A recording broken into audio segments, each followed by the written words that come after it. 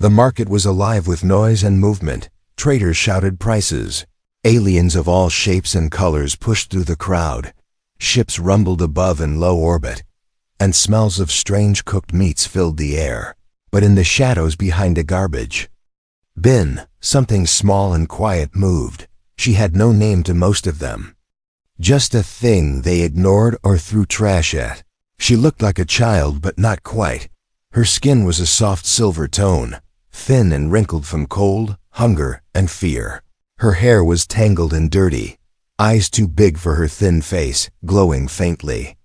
In the dark, she bent down, hands shaking, grabbing leftover scraps like a wild dog, shoving them into her mouth quickly before someone noticed. But someone did notice. Grant was passing by, a human, tall and rugged, wearing a dusty jacket and carrying a worn backpack. He had seen a lot in his year's wars. Slavery, cruelty across the stars. But this sight made him stop cold. The little girl looked up, frozen in fear, her cheeks stuffed with food, her hands still reaching into the garbage. Their eyes met hers, wide with panic, his heavy with something. She didn't recognize compassion. A group of alien teens nearby laughed. One threw a crushed can at her, shouting, "Disgusting mutt. Go crawl somewhere else." She flinched and backed away fast, crawling under the broken stall like a wounded animal. Grant didn't move at first, just watched her vanish into the shadows. But something in his chest twisted. He had come to this trade hub to refuel and get supplies, not to get involved. But that face, that fear, it didn't leave his mind. He turned back, slowly, walking toward where she had disappeared, the market. Noise faded as he stepped into the dirty alleys behind the stalls. He searched for nearly 10 minutes, following soft sounds, movement. A tiny cough, scratching. Finally, he saw her curled up behind a stack of broken crates, clutching a dry bone like it was treasure. She saw him again and froze, her little body shaking as if ready to be beaten. Grant knelt down slowly, placing a protein bar on the ground and sliding it toward her. "I won't hurt you," he said softly. She stared at the bar, then at him, then back again, eyes full of confusion. Slowly, she reached out and snatched it, tearing the wrapper with her teeth. Like she had done this too many times before, she ate it fast, like someone might take it away. Grant sat there quietly, watching, his heart breaking more with every bite she took. He didn't ask questions, didn't reach for her, didn't try to act like a hero. He just waited. After she finished, she curled up tighter, expecting something. Anything, maybe punishment, maybe orders. But Grant only placed a small thermal blanket beside her, then stood up and took a few steps back. "You can keep that," he said gently. "If you want more food, I'm parked at Dock 42, ship name Red Whisper." She said nothing, just stared with those glowing, unsure eyes. He left, heart heavy, but knowing sometimes the first step wasn't saving someone. It was just not treating them like trash. That night, Grant sat alone in his small ship, staring at the extra food he had placed out. He didn't expect her to come, but just before the ship lights dimmed for rest mode, a soft knock echoed at the door. He opened it, and there she was, wearing the blanket like a cloak, her eyes looking down, her feet bare, her hands clutching the empty protein bar wrapper. She looked up slowly, lips barely moving. "More?" she whispered. Grant didn't smile, didn't cheer. He only stepped aside and said, "Come in." She stepped in carefully, looking around like she was walking into a dream. The ship was small but warm, with clean air and soft lights. Grant handed her a warm bowl of soup, and this time she ate slower, her eyes never leaving him. Afterward, she sat on the floor near the heater, her tiny frame trembling. "What's your name?" he asked. She didn't answer, just hugged her knees and looked away. He didn't push, didn't ask again. Instead, he said, "You're safe now." And for the first time, the little alien girl didn't eat like a beast. She ate like someone who had hope, someone who might become more than just a stray on the street, someone who might become something special. He didn't know it yet, but he hadn't just fed a child. He had found a forgotten princess, hidden in rags. And the galaxy would never be the same. Asterisk. The girl didn't speak for the first hour. She sat on the soft floor near the ship's heater, staring at the quiet hum of the lights above her. Her hands clutched the thermal blanket tight, afraid it would be taken away. Grant sat across from her, not asking questions, not moving too fast. Just letting her exist in peace. For her, peace was unfamiliar. The floor wasn't cold and hard like before. The air didn't stink of waste and smoke. And no one yelled or kicked her, but it felt strange, like a dream she couldn't trust. When she heard the soft sound of water, she looked up and saw Grant filling a small metal bowl. He placed it near her feet and stepped back, keeping distance. "You don't have to drink, but it's there if you want it," he said, his voice soft. She waited for a minute, 2, maybe 5, then crawled forward and took the bowl in both hands. She drank carefully, slowly, as if too fast might break the moment. Afterward, she stared at him again, and this time her lips parted. "Why?" she asked, voice dry like sand. Grant didn't answer immediately. He leaned forward, elbows on his knees, eyes meeting hers. "Because you looked like you needed someone," he replied simply. She blinked, as if no one had ever given her such an answer. Not for use, not for profit, not for orders, just because he didn't ask what species she was, didn't scan her with tech, didn't try to sell her. She noticed that night, she fell asleep beside the wall, blanket wrapped tight. She didn't dream, but her body finally stopped shaking. Grant didn't sleep. He sat in the pilot chair, watching her tiny form breathing softly. Who was she? What happened to her? Why was no one looking for her? He had seen orphans, slaves, fugitives, but this girl felt different. She had something in her eyes, something not broken yet. The next morning, she woke up to the smell of food. Grant had cooked eggs and warm grain porridge, a luxury on most outer planets. She sniffed the air and looked unsure. "It's yours," he said, sliding the bowl to her gently. "No tricks." She crawled forward, hesitated, and then ate, slower than before. Every bite was followed by a glance at him, still unsure if this was real. After she finished, Grant spoke again. "You don't have to stay if you don't want," he said. "I won't lock the doors." She tilted her head, confused. "No lock?" "No cage," he said firmly. "You're not a prisoner here." A flicker passed through her eyes, something new, relief, maybe, or disbelief. She sat for a long time, silent again, then said, "You're strange." Grant chuckled, rubbing the back of his neck. "Yeah, people say that a lot." Later, he gave her a simple shirt and pants, small enough to fit her frame. She held them like treasure, touching the fabric slowly. "I'm gonna take the ship out to orbit," he told her. "Safe zone, away from crowds." She didn't answer, but she followed him, barefoot, eyes curious. As they rose above the planet, stars appeared outside the window. She stared at them, eyes wide like a child seeing magic. "This sky?" she asked softly. Grant nodded. "Yeah, that's space, endless and open." She placed a hand on the window, her reflection staring back at her. "Never saw sky before," she whispered. Grant frowned, realizing something deeper. She had lived in cages, dark places, below ground maybe. No stars, no air, no hope. He leaned closer but didn't touch her. "What's your name?" he asked again, gently. She looked down, fingers curling. "They called me It," she replied, voice flat. His heart tightened. "Well, that's not a name," he said. "How about I call you Aria?" She blinked, confused. "What's Aria?" "It's from old Earth," he said.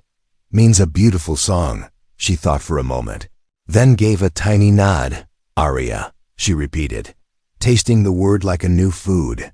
Something gentle passed over her face, something soft. Grant smiled slightly. From that moment on, she was Aria, not It. Not pet, not thing, but a girl with a name, and slowly she began to change that night. She asked for more food, then pointed at a small star chart, trying to understand. He taught her names of stars, of ships, of planets. She listened, like a sponge hungry for knowledge, for something beyond survival. She wasn't stupid. Not at all, just never given a chance to learn.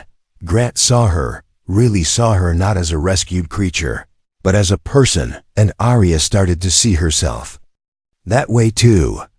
But outside the ship, far away in the galaxy, a signal had been triggered, a bounty was reactivated. Arya wasn't just any alien girl, she was something more, something dangerous to powerful people, and now, someone knew she was alive again, but Arya didn't know that yet. She just knew one thing. For the first time in her life, she wasn't alone. Grant noticed the scars the second time she changed clothes. She had trusted him enough to wear the soft jumpsuit he found in his supply drawer. It was small, made for a young cadet, but it fit her almost perfectly. When she stepped out of the tiny washroom, he saw them thin, red, healed but deep scars that ran across her back and sides. Some were like whips, others were round burn marks. One looked like a brand. He didn't react, not with shock, not with pity, just quiet respect. Arya stood still, watching him closely, waiting for the moment he would ask what everyone else had asked before. What were you used for? Where did you escape from? Who owns you? But none of those words came from Grant's mouth. Instead, he gently said, "You don't have to explain." Her small eyes filled with something fragile relief and something even rarer trust. She didn't speak much that day, but she stayed near him, sat beside him during meals, followed him when he repaired the ship's systems.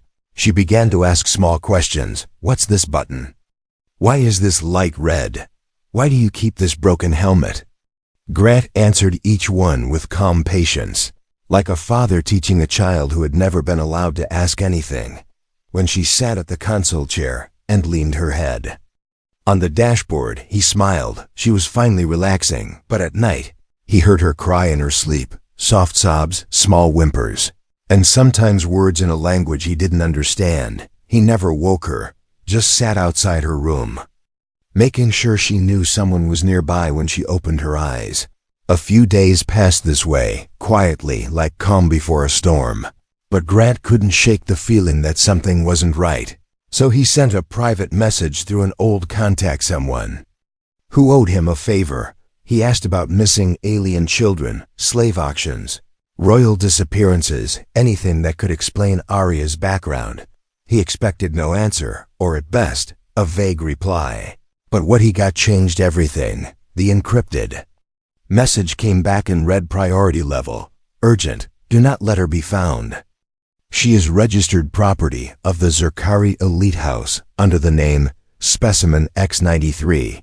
She was part of a royal experiment, possibly last of her kind. Bounty active. Highly dangerous if discovered. Grant stared at the screen for a long time. Royal experiment? Property? Bounty? He looked back toward Arya's room where she was humming quietly to herself, building something with spare wires and bolts. She didn't look like a weapon. She didn't act like a threat. She was just a little girl, but now he knew she was hunted, and the people coming for her weren't coming to rescue her. They were coming to erase her. Grant didn't tell her the truth that night. Instead, he changed their route, taking them to the edge of the neutral zone, a quiet place where no one asked questions and scanners didn't work right. But Arya wasn't dumb. As they traveled, she sat beside him in the cockpit and finally asked, "Why are we going this way?" Grant looked at her, choosing his words carefully. "Just being careful," he said. "I think someone might be looking for you." Her face didn't change, but her fingers curled slightly around the chair. "I didn't do anything," she whispered. "No," he replied. "But sometimes, bad people don't care about that." She turned her face away, eyes glassy. "They said I was born broken," she said suddenly. "Said my blood was too valuable, but my voice didn't matter." Grant didn't speak, letting her continue. "They made me stay in a dark room, gave me needles, cut me sometimes, wrote things down." She paused, trembling. "Then one day there was a fire and someone helped me run." Grant reached over slowly, placing his hand gently over hers. "You're not broken," he said.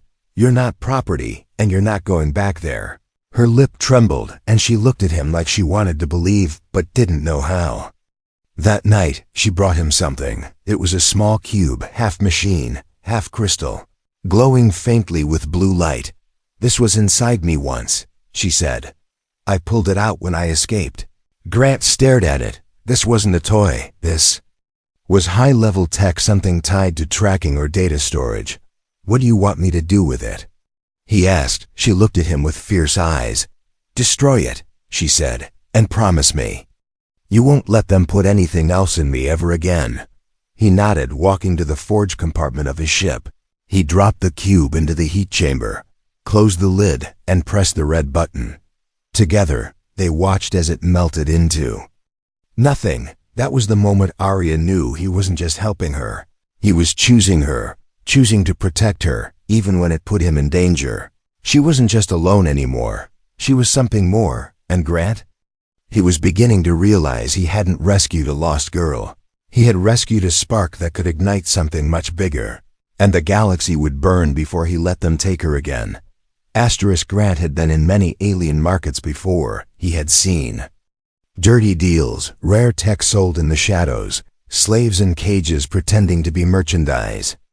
But when he pulled up the records from his contact's second message, his blood ran cold. Arya hadn't just been a lab experiment. She had been sold, not once, but 3 times, like property, like a pet, and worse, he now had the footage to prove it. In a hidden section of the dark net, a video showed a small figure, Arya, standing naked and shaking inside a glowing box.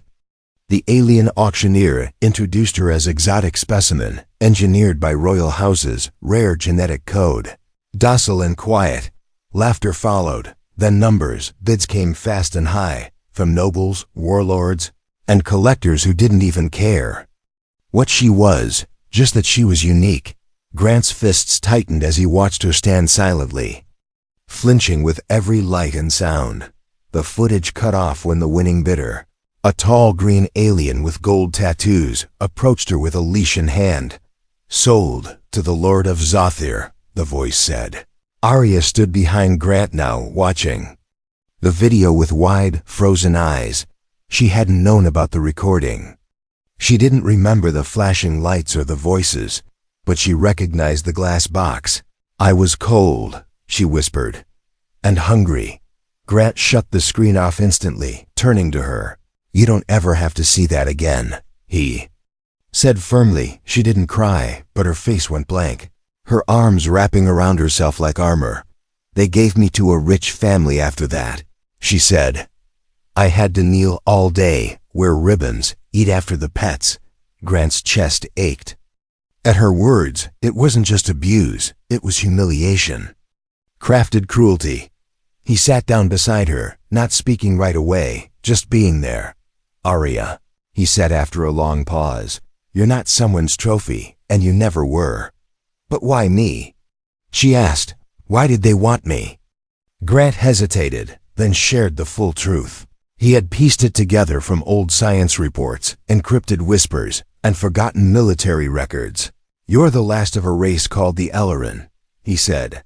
"They were believed to be extinct after the Great Collapse." Arya blinked. "Ellerin?" "Yeah," Grant nodded. "They weren't just beautiful, Arya. They were powerful, deeply intelligent, and carried energy in their blood that no other species had." "Energy?" she whispered. "Some called it soul fire," he explained. "Some called it star blood. It's why they hunted your kind," he added. "Why you were taken, studied, and sold." She was quiet for a long time, sitting on the floor, tracing the lines in the metal with her fingers. "If I'm so rare," she asked, "why didn't anyone come for me?" Grant didn't know how to answer that. Maybe they were all gone.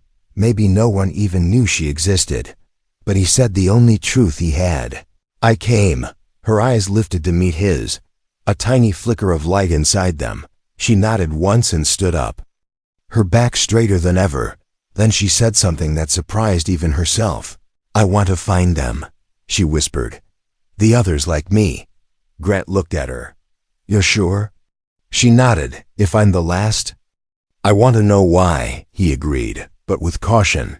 That kind of search would attract attention, and the moment they began asking questions, someone dangerous would notice. Still, he couldn't deny her the chance. She deserved to know her passed on. Her terms, not from a cage, they traveled to a knowledge hub orbiting an old star's infestation.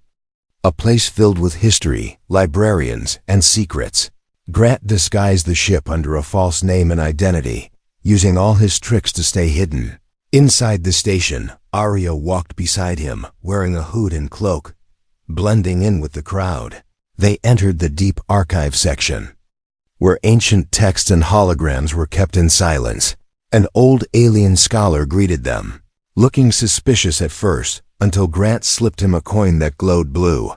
"I need Ellerin history," Grant said quietly. "Unfiltered, unedited." The scholar raised one brow, then guided them into a sealed chamber. There, holograms came alive, showing stars, ships, cities made of crystal, and then images of Arya's kind. Tall and graceful, their eyes glowing like hers, their voices soft but strong. "They were peacekeepers once," the scholar explained. "But when wars began, they refused to build weapons, so the other races erased them." Arya watched in silence, her hands trembling. She wasn't just alone, she was the end of a beautiful people. Grant put a hand on her shoulder, steadying her. "We'll find out more," he promised, "and we'll protect you while we do." But outside the archive room, someone had noticed the glow in her eyes. A bounty hunter, blending in with the crowd, tapped a communicator and whispered, "Target confirmed. The Ellerin girl is alive." And just like that, a quiet fire lit up the darkest corners of the galaxy. The girl they thought was broken, bought, and forgotten had returned. And this time, she wasn't going to hide. The bounty hunter didn't wait long to act. By the time Grant and Arya returned to the ship, the hunter had already sent the signal. A silent ping across black channels, calling in other hunters, mercs, and agents who traded in blood. A price had been placed on Arya's head, and it was high enough to start a war. But inside the red whisper, Arya didn't know any of that yet. She sat at the central console, her eyes glowing softly, fingers moving across the screen as she read more about the Ellerin. She was quiet, but something inside her had changed. She wasn't just surviving anymore. She was searching, learning, remembering. Grant watched her from the pilot's seat, pretending to check the systems, but truthfully, he was memorizing the way she moved now, no longer crawling, no longer afraid of every sound, still cautious, still quiet, but stronger. And then, the alarm blinked. A red flash at the edge of the radar. Grant's expression hardened as he read. The signal, 3 ships, unmarked, no ID codes, approaching fast. Not pirates, not patrol, hunters. He moved fast, locking the ship's systems, engaging stealth mode, and dimming the lights. "What is it?" Arya asked, sensing the tension in the air. "We've got company," Grant replied calmly. "Bad kind." She didn't panic, but her body tensed like a coiled spring. "Are they here for me?" she asked. Grant didn't lie. "Yes," he said. "But they're not taking you." Outside, the hunters landed silently, dressed in dark armor, scanners in hand, weapons ready. They expected fear, weakness, surrender. What they got was fire. Grant opened the cargo bay before they could breach it, surprising them. He stepped out with both hands raised, but no fear in his eyes. "You're trespassing," he said coldly. "This is a registered vessel," one of the hunters, a lizard-like alien with glowing eyes, grinned. "We have a bounty." He hissed, "Step aside, human, and we'll let you live." Grant didn't move. "She's a child," he said, voice sharp. "She's not a thing, not your prize." Another hunter laughed. "She's a lab rat." He sneered, engineered. "Meat with royal DNA, nothing more." Grant's eyes darkened. "I've killed men for less than those words," he said, drawing his blaster. The first shot dropped one of them instantly. The others scattered, returning fire, but Grant moved like lightning. He had once been a soldier, one of the best. Now he was a shield, a wall between Arya and the monsters that wanted to chain her again. Inside the ship, Arya didn't run. She activated the defense system, sealed the doors, and monitored the fight. Through the screens, her heart pounded, not with fear, but with something new rage. She saw Grant take a hit to the shoulder, but he kept fighting. Saw him throw a hunter down the ramp, then shoot another through the chest. By the time the last one fled, bleeding and limping, the ground was covered in smoke. Grant stumbled back into the ship. Shoulder bleeding, arm limp, Arya ran to him, grabbing a medkit with shaking hands. "You shouldn't have done that," she whispered, pressing bandages to his wound. "They would have taken you," he said, gritting his teeth. "I don't let bullies take what doesn't belong to them." "I'm not yours either," she said quietly. He looked at her, eyes serious.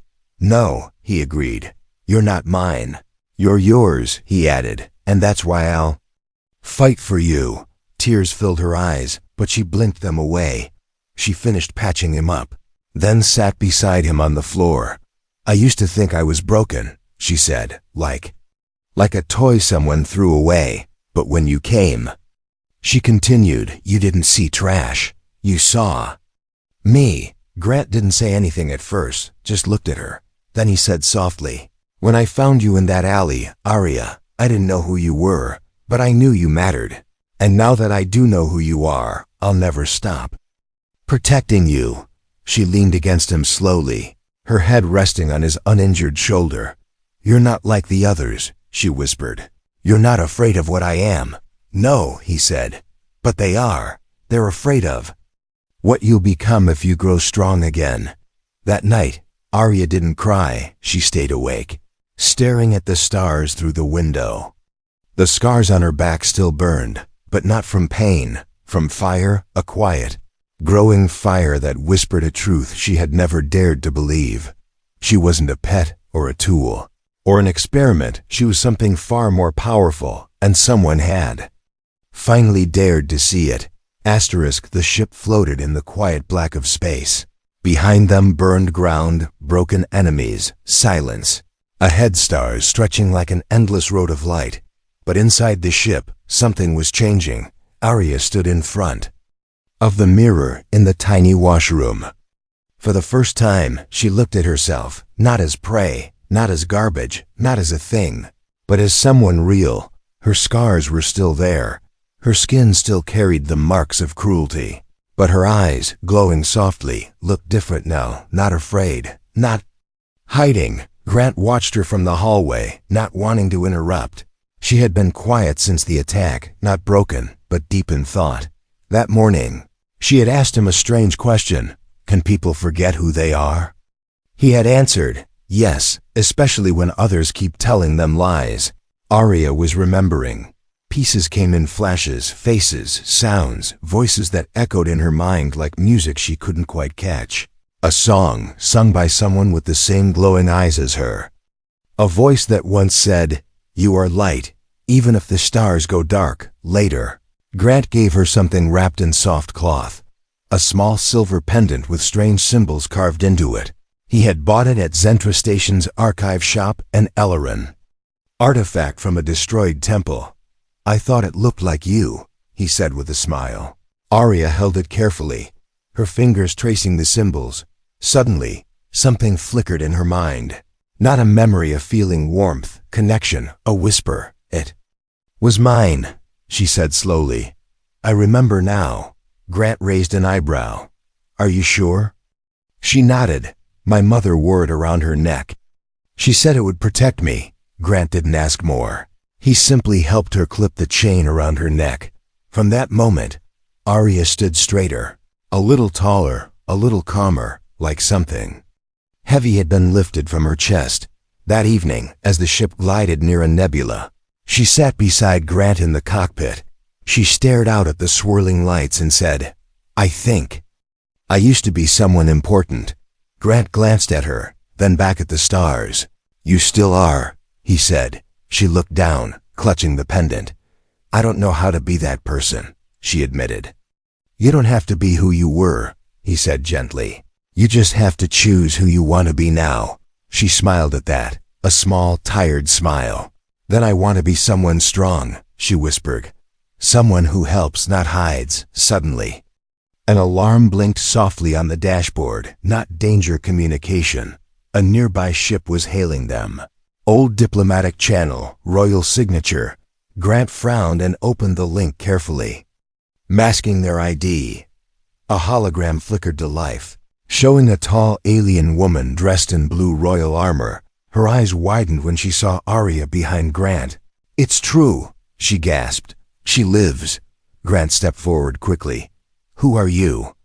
"I am Lizana, keeper of the lost flame," the woman said, her voice shaking. "I serve the house of Ellerin. I saw the child taken during the collapse," she continued. "I never thought she would survive." Arya stepped forward slowly. "You know me?" she asked, voice soft. Lizana bowed deeply. "You are Arya Thale, daughter of Queen Alaray, rightful heir to the Ellerin throne." The words hit the air like thunder. Arya froze, her hands trembling. "I had a mother," she whispered. "A queen. You were hidden for your safety," Lizana said, tears in her eyes. "We thought you were lost." Grant looked at Arya but didn't speak. This was her moment, her truth. I don't know how to be a princess," Arya said quietly. "You don't have to know." Lizana said, "You are one, even if they tried to burn it out of you." The call ended with coordinates: an old Ellerin temple on a forgotten moon, a place where Arya's kind once lived, once prayed, once ruled. Grant asked her, "Do you want to go?" Arya didn't hesitate. "Yes," she said, her eyes shining like stars. "I want to see where I came from." And so they set course, not running this time, not hiding, but moving forward. Arya stood in the center of the ship as it jumped to light speed, her pendant glowing softly against her chest. She was more than a survivor, more than a slave, more than a lab experiment. She was Arya Thale, and though her crown had been lost in ashes, the fire in her heart was only just beginning to burn. The moon was cold, not the kind of cold that bit your skin, but the kind that made silence feel heavy, like the world was holding its breath. The ancient temple stood like a ghost on the surface, half buried in the dust of time. Tall pillars leaned. Broken walls whispered secrets, and faded lights flickered where greatness once lived. Grant brought the ship down gently, landing it at the edge of the ruins. He looked back at Arya, no longer the girl who had once eaten from the trash like an animal. Now she stood with quiet fire in her eyes, the silver pendant shining against her chest, her cloak fluttering slightly as she stepped off the ramp. She didn't speak at first, just walked forward across the cracked stone path. Each step felt like walking into a forgotten memory. Grant followed her slowly, hand near his sidearm, always ready, always watching. But this wasn't a battlefield. This was a tomb, a shrine, a home long lost. They entered the temple, and the old systems, sensing her blood, lit up. Golden lights ran across the floor and walls. Old carvings began to glow, and then holograms, images of her people, tall and elegant, singing, building, smiling. The history of the Ellerin danced around them like a dream brought back to life. Arya reached out her hand, touching the projection of her mother, a woman with eyes just like hers. She didn't cry, she simply whispered, "I remember your voice." A gentle tone echoed through the room, the old system speaking in the Ellerin language. Grant couldn't understand it, but Arya could. It welcomed her home. As she moved deeper into the temple, a group of ships landed nearby, quiet, clean, diplomatic. They weren't bounty hunters, not this time. They were leaders, reporters, ambassadors, nobles from a dozen systems who had followed the signal. They had heard the whispers of the girl who survived, of the child princess hidden in shadows, of the last of the Ellerin returning to her roots. And now they had come to see for themselves. Cameras rolled, drones hovered, but Arya didn't perform for them. She knelt at the central altar, placing her hand on the ancient stone. The system scanned her, confirmed her DNA, and unlocked the vault beneath the temple. Out of the ground rose a crystal throne, small, not grand, but sacred. Arya turned to Grant, standing in the doorway, watching her from a distance. He looked out of place among the shining lights and royal history, just a man in a worn jacket and dusty boots, but she smiled, because without him, none of this would have happened. She didn't walk to the throne right away. She walked to him. The reporters zoomed in. Everyone watching silently. Arya stopped in front of him and said, "You didn't just save me, you saw me." "I didn't know what you were," Grant replied. "I just knew you deserved better." She reached for his hand, small fingers wrapping around his calloused ones, and then she turned back to the cameras and the crowd outside. "My name is Arya Thel," she said loudly, her voice stronger than it had ever been. "I was called a pet, a thing, a mistake, but I am none of those. I am a daughter of the Ellerin. I carry the blood of a peaceful people, and I will not be hidden again." Silence followed, then soft murmurs, and then applause, a wave of respect, awe, and hope spread through the watchers. Grant looked down at her, still holding her hand. "You sure about this?"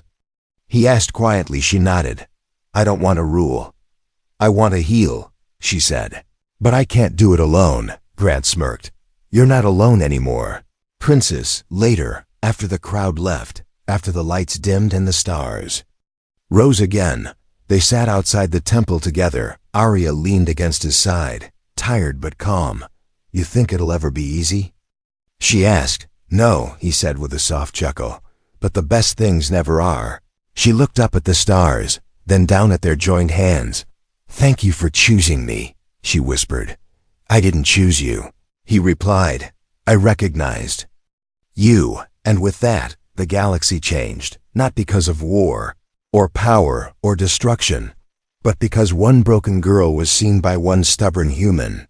And together, they rebuilt more than a temple. They rebuilt hope.